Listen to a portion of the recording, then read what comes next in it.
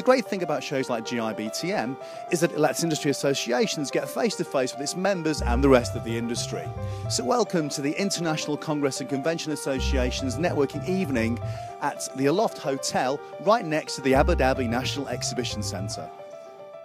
Martin, you're the chief executive of ICCA. Why are these little networking events so important? Well, they're so important because it's so easy to get stuck in your own little narrow rut, to just look at your own business and not actually find out what's going on in the world. These are a way for members to use their existing connections to create new ones, to talk about what's going on, to look at competitive advantage, and to also look what their competitors are actually doing. And it's a great way to kick off the event and remind people that they belong to our organisation. Now, of course, you'll have a sort of a mix of members here tonight. Mm-hmm.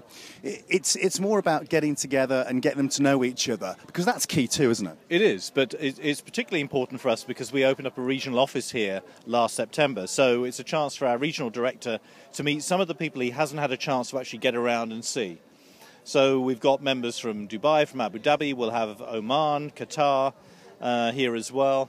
But then also we get the exhibitors who are coming in from other places. So already we have reps from Copenhagen, from Turkey, from Africa. And it means that it reminds people that the ICCA network is a genuinely global network and gets them thinking in a slightly wider and more innovative way than they would have done otherwise.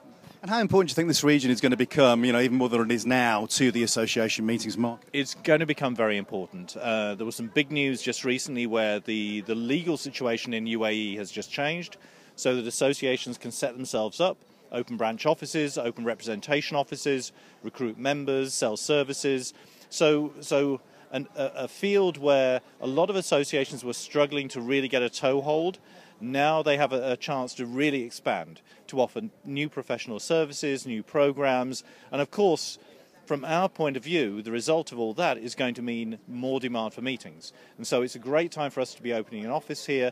It's a great time, I think, for other players from outside the region to take a look at what's going on here, and I think it's going to be a very exciting time over the next 3 or 4 years. Yeah, it sounds fascinating, of course, with everything else that it could, as it's going to be a real knowledge-sharing exercise, and there's going to be benefits on both sides.